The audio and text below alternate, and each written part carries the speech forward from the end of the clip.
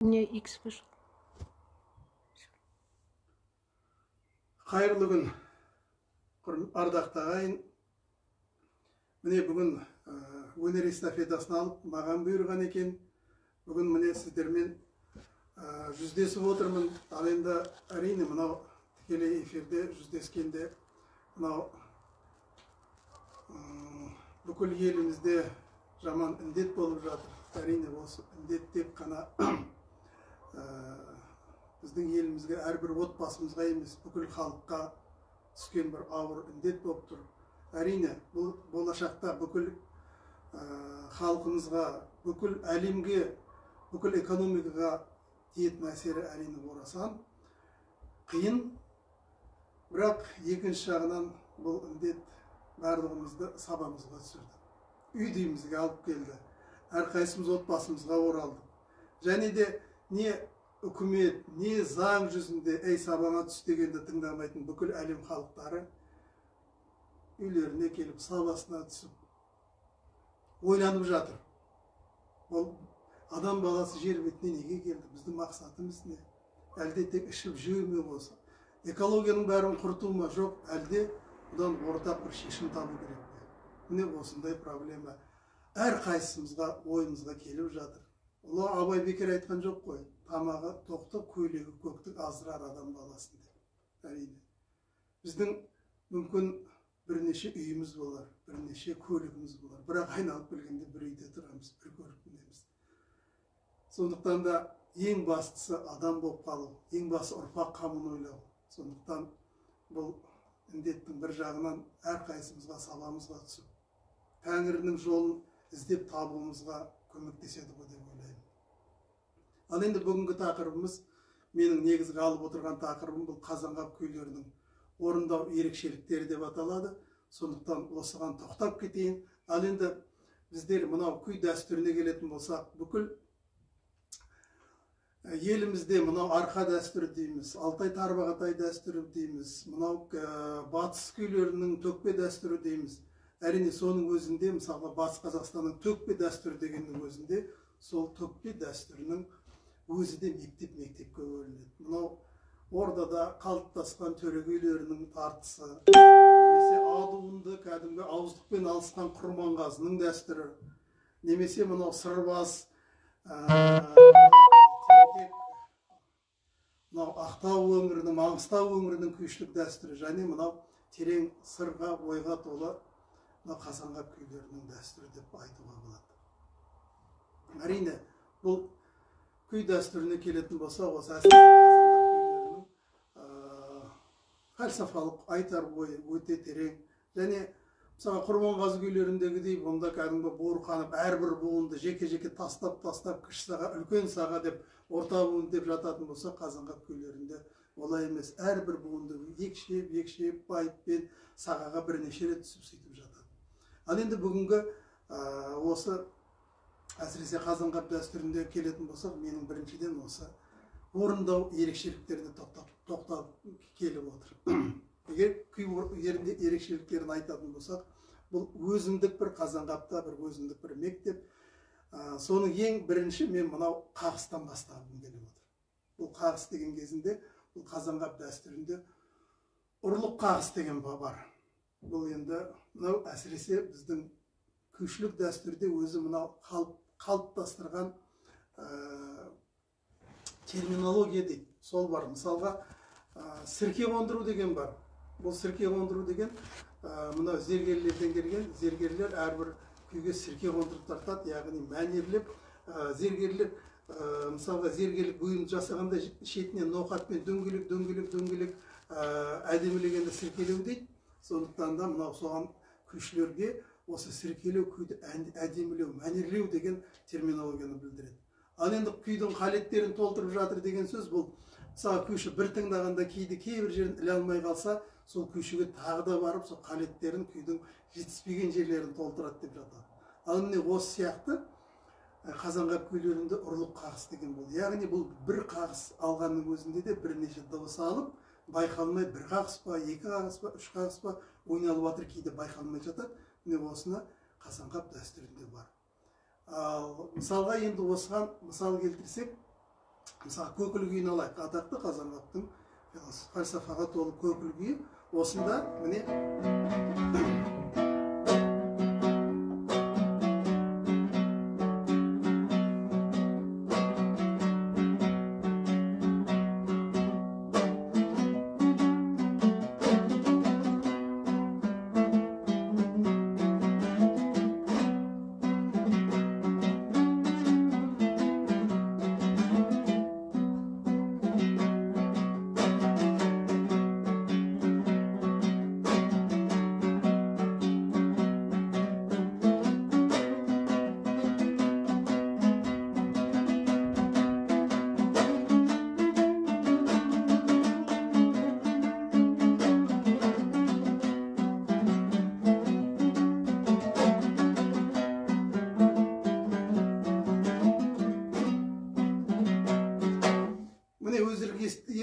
көріп естіген боларсыздар. Қарап отырсаңыздар, мысалы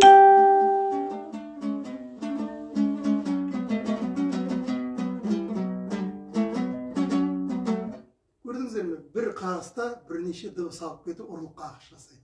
Міне, мысалы Қазанғаптың тағы да бір күйі кіші Қаратөсті алатын болсақ, осы кіші Қаратөс күйінде де міне осындай жағдай болады. Ол кіші Қаратөс енді Қазанғаптың мынау ұстазы Қаратөс Аймағамбет деген күйші Қаратөс атанып кеткен жеңгелері сол бір отырыстап отырған кезінде Тәңірберген деген байға келген кезінде осы Тәңірбергенге арнап тәкең дегізейін бе деп домбыраны тәкең дегізем деп тартқан күйі. Осы күйде де осындай ұрлық қағыстар бар. Осы күйде тартып болғаннан кейін Қазанғаптың астына бір ат мінгізген көрінеді Тәңірберген.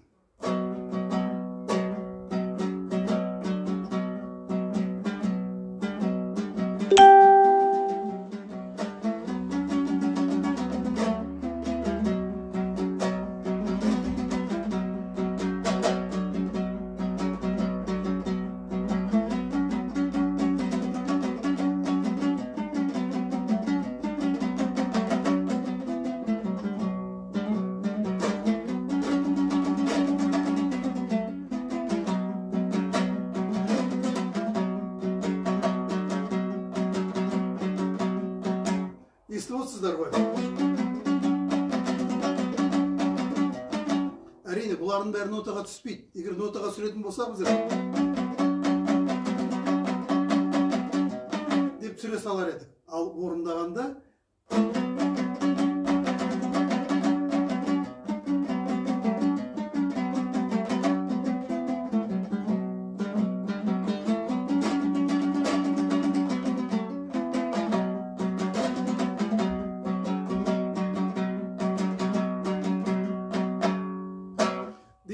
осындай ұрлық қағыстар Қазанғап күйлеріне молынан кездесіп отырады.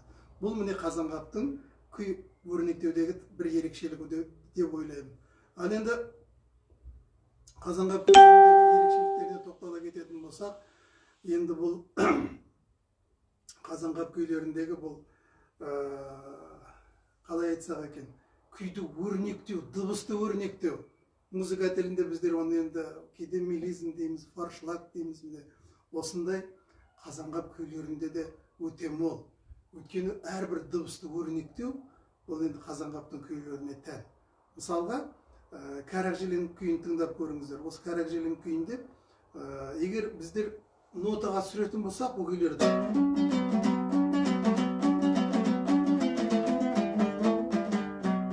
деп түсірер едік. Ал орындаған кезінде бұны күйді өрнектеп, кейбір нотаға түспейтін тұстары болады.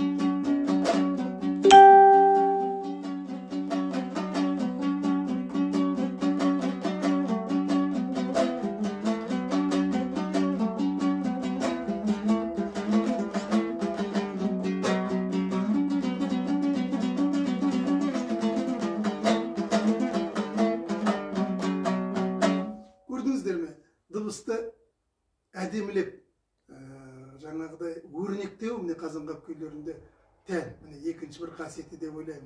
Мысалға, осы кейде біздің шәкірттеріміз, мынау студенттер кейде мысалға жұртта қалған, немесе 18 жасар балжан қызды орындап жатады.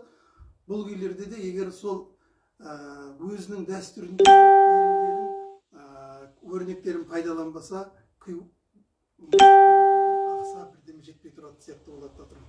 Мысалға, жұртта қалғанды қараңызшы.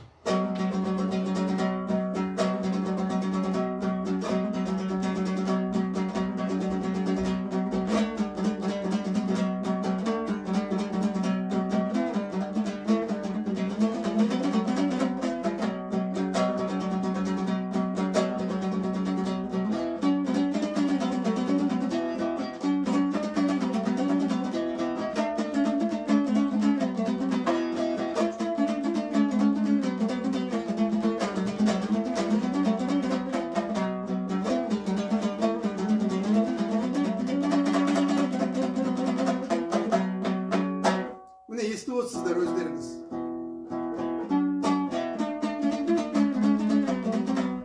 Егер біздер бұны нотаға түсіретін болсақ, ал орындалған кезінде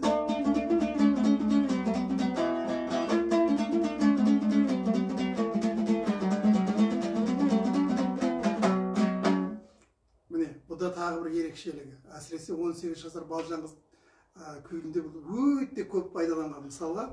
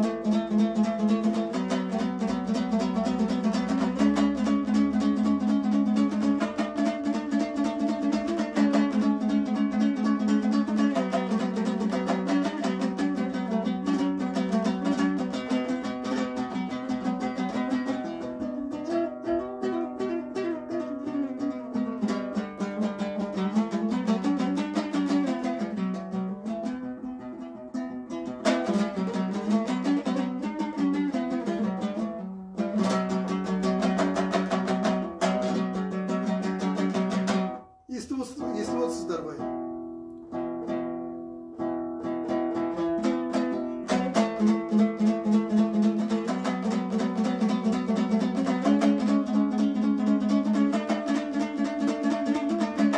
Әрине, бұны біздің кейбір шәкірттеріміз кейде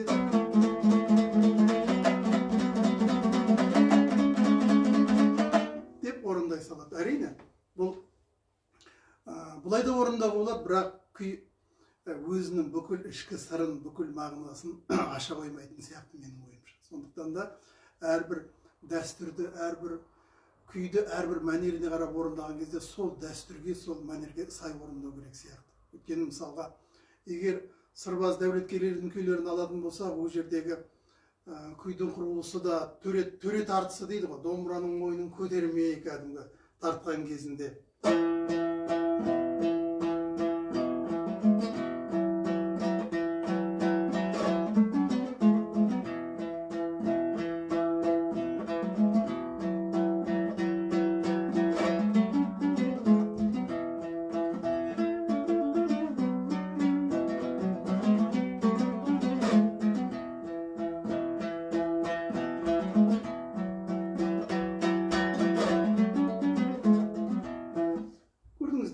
Яғни дәулеткерейдің мәнері ілмей қағысты көп пайдаланбайды, домбыраның мойнын көтермейді. Құрманғазының тартысын бұлар тентек қағыс деп отырады кейде. Өйткені бұлар ордада қалыптасқан төре күйлердің тартысын мелизмдерде, фаршылақтарда бұл өзіндік. Мысалға, егер Құрманғазында мысалға фаршылақтар мелизмдердің көбі нотаға дейін ілініп қағылатын болса, дәулеткерейде көбінесе нотадан кейін келіп отырады.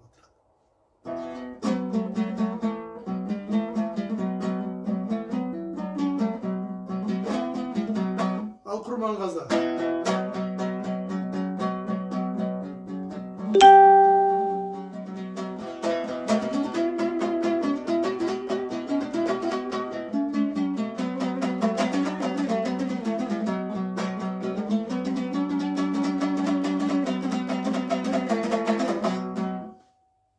туынды ауыздықпен шайнасып кәдімгі нағыз буырқанған құрманғазының күйлерінің дәстүрі мүлде бөлек. Көрдіңіздер ме? Әрбір дәстүрдің өзінің орындау ерекшеліктері, өзінің қалыптасқан дәстүрі бар. Ал енді біздің Қазанғап атамызға айтып келетін болса, Қазанғап атамыздың тағы да бір күйлеріндегі орындаудағы тағы бір ерекшелікті бұл мынау қағысты өзгертіп жіберу. Мысалға біздерде көбінесе күйлеріміздің қағыс, яғни нота тілімен айтқан кезінде мысалға бірінші доля деп жатамыз. Олар төмен қағыспен басталынып жатады, төмен орындалады. Ал Қазанғаптың кейде бір күйіндегі ерекшеліктері бұл бірінші төмен қағысты төмен емес жоғарыдан бастап жібереді. Мысалға, егер тыңдап отырсаңыздар, құлаққа мысалға Қазанғаптың мысалға тентек ақжелең күйін алып көрейік. Естіп отырсаңыздар,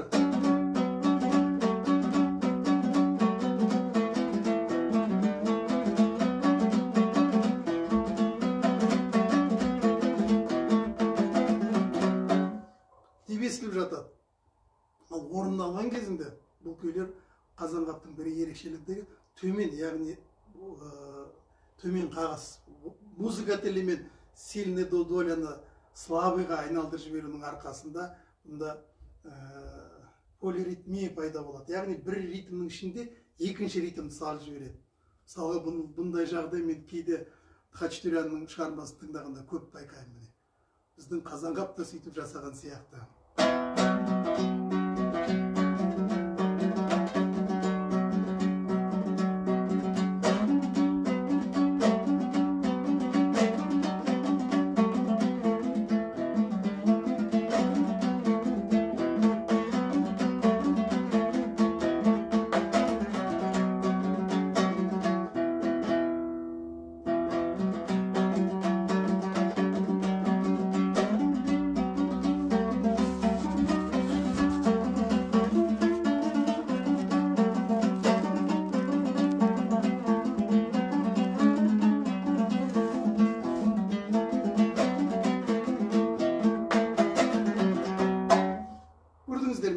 Төмен қағылатын қағысты бұл жоғарыдан бастап отыр. Тентек ақжелең. Мысалға, бұндай Қазанғап күйлерінде өте көп. Мысалға, Қазанғаптың Новый Штат деген күйі бар. Бұл енді Қазанғап күйлерінің бір ерекшеліктері.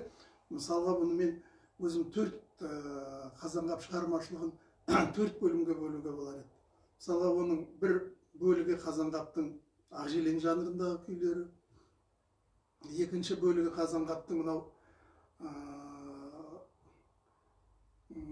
бейнелеу дейді. Мысалы, әрбірінен жорғаның шабысы, құстың ұшқаны, осындай бейнелеп көрсететін күйлер. Мысалы, боз жорғаның бөгелек қақпай, немесе тор жорғаның жүрісі, ақсұңқардың ұшқаны, осы сияқты бейнелеп көрсететін күйлер тобы. Үшінші тобы бұл әрине Қазанғаптың фальсафалық күйлер тобы. Мысалға, сол қалған сияқты. Және үшінші тобы бұл Қазанғап күйлеріндегі сөз буындарын қайталап отыратын. Мысалға, сау бол балжан, сау бол деп домбырамен айтып отыратыны. Немесе 17 жасар балжан қыздаған балжан міне ер жетті ақылыменен, ол жетті міне толды 17 деп домбыра сөйлеп отыратын. Сол сияқты күйлерінің бірі Қазанғаптың міне Новый Штат деген күйі. Бұл Новый Штат деген күйін мен алғаш естіген кезде өзім бір түрлі болып қалдым. Біздер енді әдетте тарихта штат дегенде Американың штаттары есімізге түседі ғой, бұл қалай штат болып кетті деп. Содан мен бұл күйді алғаш Соқыр Келбет деген, Тілеулин Келбет деген ақсақалдан 1972 жылы жазып алған болатын едім. Сол Соқыр Келбет Қазанғаптың көзін көрген, бірақ шешек шығып екі көзі ағып кеткеннен кейін әкесі домбыра жасатып беріп, өмір бойы сол домбырамен отбасын асырап 5 баласын Келбет осы Новый Штат деген күйін орындап берген болатын еді. Бұның енді ол Келбет ақсақал көп сырын айтқан жоқ. Новый Штат жұрт жиналып кәдімгі болыс сайлаймын деп келген кезінде, ойбай, бұл болған жоқ, енді Новый Штат болатын болды деп бәрі тарқап, сөйтіп кетіп, соған қайғырып Қазанғап ашынып тартқан күй деп осы күйді тартып берген болатын. Ал бұның неге новый штат деп осының сырын іздеген кезімізде мен осы Алматыда болды, Ғалым Ахметов деген жазушы ағамыз болды. 92-ге келгенде мен сол кісімен кездескенмін. Жем бойында деген үлкен романын жазды. Бұл Ғалым ағамыз кезінде Үсен Төренің көзін көрген, Молдабайды көрген, Марабай деген әншілерді көрген. Сол 20-шы жылдары Ақтөбедегі білім бөлімінде сол жерде жұмыс істеген, Орынбордан оқу бітірген кәдімгі өте сауатты, керемет, нағыз зиялы адамдардың біреуі. Сол Ғалым ағамыздан барып сұрадым, бұл не деген новый штат, бұл немене новый штат деп. Сөйтсем, Ғалым ағамыз бұл новый штат дегеніміз бұл новый штатный расписание ғой қарағым дейді. Ол қалай болады новый штатный деген? Ол қазақтың даласына 1891 жылы новый штатный расписание алып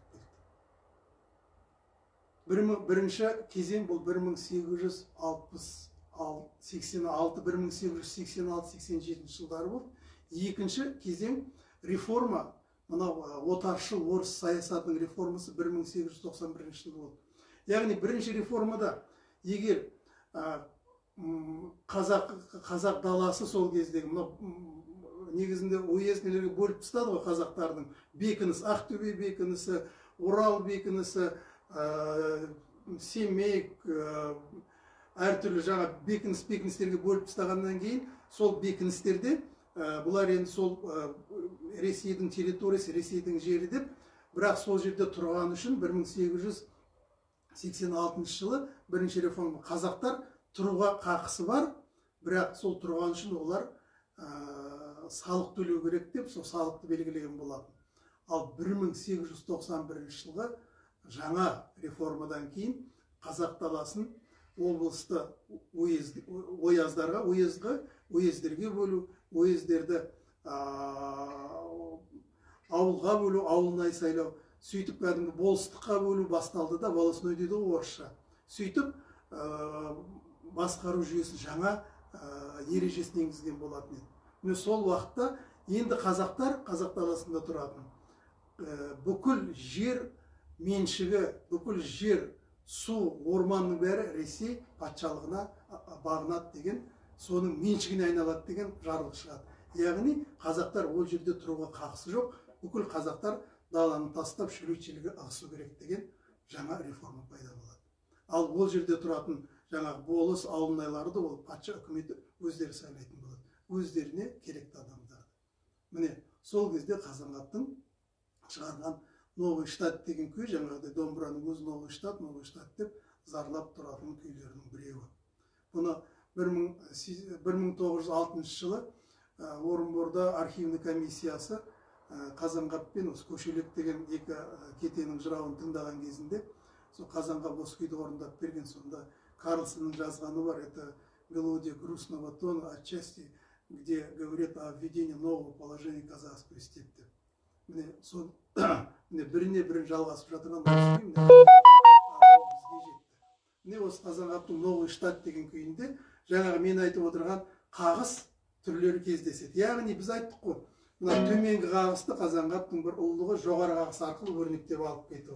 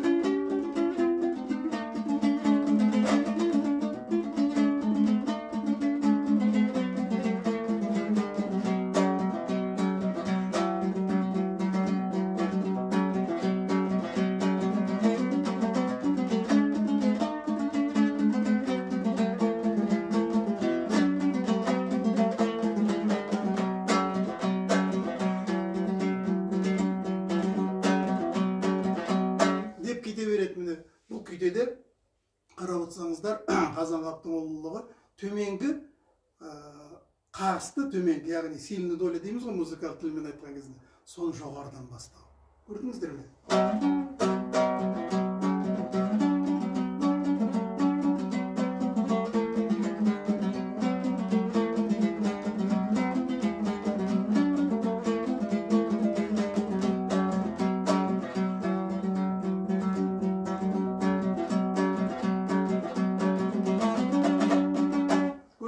Қандай Қазанғаптың бұл жерде таза композиторлық, таза шығармашылық жаңалығы деп айтуға болады. Міне осындай Қазанғаптың айқын көрінетін осындай бір күйіндегі бұл өттің дүние, кеттің дүние күйіндегін айтуға болар еді. Бұл енді Үсен Төренің күйі деп те айтады, бұны Қазанғаптың күйі деп те айтады. Осы жалпы бұл күйді Үсен Төре енді Қазанғапты өмір бойы ұстаз санап кетті. Үсен Төре кәдімгі атақты. Негізінде бұның шын аты Мұхаммед Құсайын. Сонау Орынбордан бітірген, заң нелерін бітірген, Ақтөбе, Орал, Қарағамыс дейді темірдегі жәрмеңкелерінің базарбасы болып тұрған. Атақты Молдабай деген Тәңір берген Молдабай әнін айтатын осы Молдабай сол жәрмеңкеде кәдімгі бүкіл өнерпаздарды ұйымдастыратын, сол жердегі кәдімгі соларды басқаратын өнерпаз болған атақты Молдабай. Міне сол Үсен Төре кеңес үкіметін қарсы алып кейінгі кезде дүние салған. Бұл 1924 жылдар дүние салды. 90-нан ас 94-95-терге келіп дүние салды дейді. Сонда Қазанғапта мынандай бір аңыз бар еді, елдің ішінде айтып берген, осы Бақыт ағамыз басы қарайып, мынандай бір аңызды айтып берген болатын еді. Қазанғап бір күні Қазанғапқа Үсен Төре дүниеден өтті деген хабар келеді.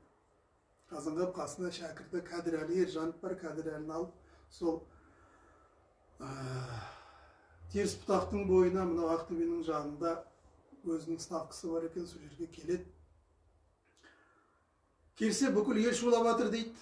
Ойбай, не болды? Үсен Төре дүниеден өтіпті, ас беріп жатыр деп. Сөйтсе Үсен Төре әрбір жасына бір қойдан арнап 90 құнан қой сойыпты дейді. Енді 90-ға келді ғой.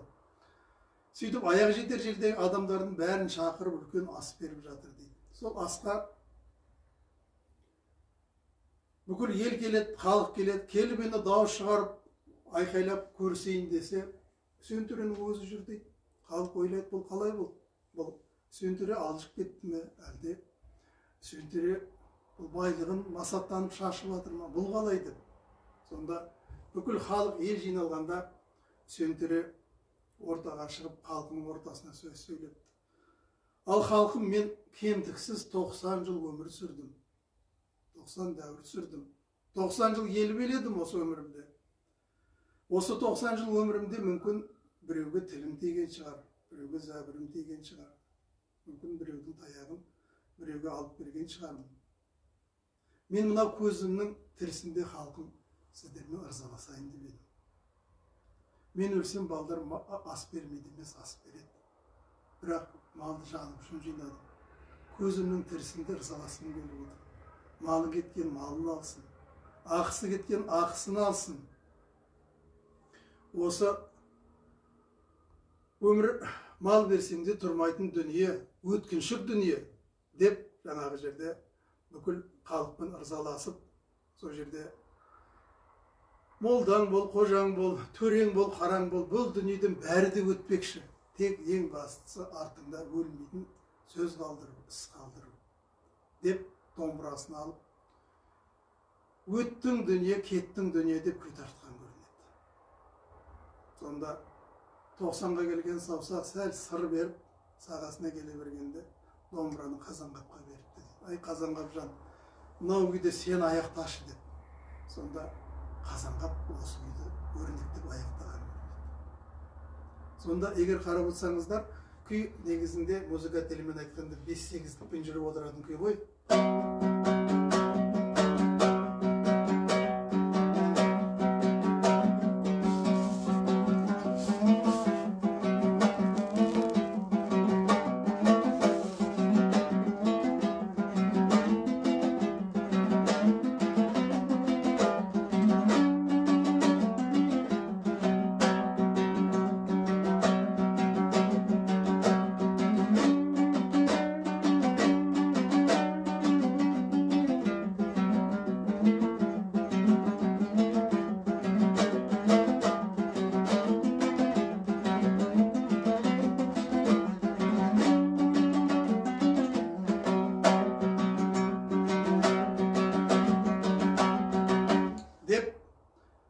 домбырасын Қазанғапқа бергенде, Қазанғап бұны өрнектеп, жаңағыны айтып кеттім ғой, төменгі қағысты жоғарыға айналдырып жіберіп, жаңағыдай Қазанғаптың бір құдіреті. Былай қылып тартқан көрінеді.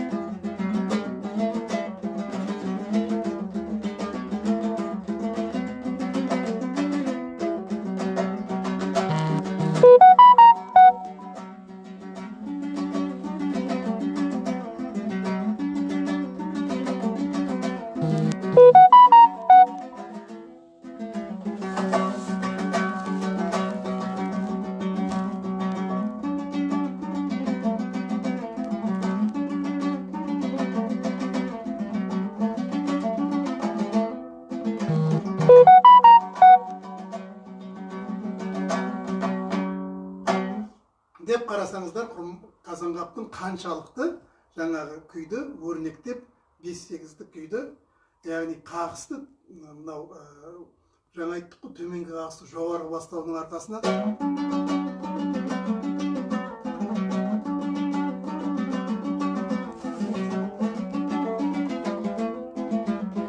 деп өрнектеп алып кеткен. Бұл енді міне Қазанғаптың шығармашылығындағы мен айтар едім, орындау ерекшеліктерінің біреуі деп. Енді айта берсе Қазанғаптың күйлеріне орындау ерекшеліктері, мәнеріне байланысты, шығармашылығына байланысты көп әңгіме айта беруге болады. Әрине, жаңағы айтып отырған Үсен Төренің бір ғажабы, осы архивтен біз ақтарған кезімізде ағайынды Тарасенкалардың архивтік деректері шықты. Мухаммед Хусейн, который в народе называют Үсен Төре, умер в 1924 году в преклонном возрасте в 94 года. И когда советская власть пришла экспроприировать его, то он до этого сделал обет и весь скот раздал народу. И поэтому у него нечего было экспроприировать, и это спасло ему жизнь, деп жазған екен. Қараңыздар. Сонда тарихи деректермен ел аузындағы әңгімелердің әлі күнге шейін ұрпақтан ұрпаққа бізге сақталып жетіп келе жатқандығы. Ал енді біздің айтып отырғанымыз бұл архивтік деректер. Міне, осындай айтсақ, біздің әрине уақытымыз шектеулі, сағатқа да қайта-қайта қарап қойып отырмын, уақытымыздан шығып кетпейік деп. Енді мен мынау бүгінгі хабарымыздың аяғында мынау біздің көрермендерімізге тағы да бір бұрын естілмеген бір тың күйді орындап берейін деп едім. Енді оның бірақ әңгімесі ұзақ, өте қызғылықты, оған енді бүгінгі уақытымыз жетпейтін шығар. Сондықтан да осы тек қана күйін орындап берейін. Бұл күй Қоңырат Желең деп аталады, яғни атақты Мәңке мен күй тартысының арасында тұрған күй, Тәпенге арнап шығарған сол Қоңырат Желеңді орындап, осы бүгінгі кездесуімізді аяқтайық. Әлде де талай кездесеміз бе деген ойымыз бар. Алла бұйырса тек қана әрбір отбасына аманшылық тілейік, осы індеттен аман есен өтейік, есімізді жинайық, ел болып, халық болып, өзімізді ұлттық құндылықтарымызды сақтайық. Осы сынақ не үшін беріліп отыр? Біздер ұлттық құндылықтарымызды сақтап қалу үшін беріліп отыр. Егер біздер Абай айтқандай ақылдының сөзінде ойлы күйді тыңдағанда көңілдің өсері бар деп Абай неге айтты дейсің? Сондықтан да біздер қазір ойлы күйді тыңдаудан гөрі мына эфирден берілетін кәдімгі жеңіл желпі адамға ішкі санасын, көкірегін оятпайтын шығармалармен балдарды тәрбиелеуге кірістік. Балдардан қазір сұрасаңыз, не бір халық әндерін, немесе кәдімгі біз мыңдаған жылдар бойы сақталып келе жатырған ұлы туындыларды айтпайды, кәдімгі күнделікті эфирден беріп жатырған Оның ішінде жақсысы да бар, жаманы да бар. Бірақ кейде мынау жаман біздерге көбірек жұқпалы болады ғой. Сондықтан осымен тәрбиелеуімізді тоқтатуымыз керек. Сондықтан да осы сынақ бәрімізге есімізді жинап, тәубемізге келіп, Тәңірге рахмет айтып, кәдімгі ұлтымыз аман есен бұдан да өтіп, не көрмеген қазақ халқы, мың өліп, мың тірілген халықпыз ғой. Сондықтан да бұдан да өтерміз. Бірақ ұлттығымызды, дәстүрімізді, өзіміздің қасиетімізді, болмысымызды сақтап қалайық деп айтқым келіп отыр. Сондықтан осы бүгін кездесуіміздің аяғында осы Қазанғаптың қоңыр ақжелең деген күйімен аяқтағым келеді.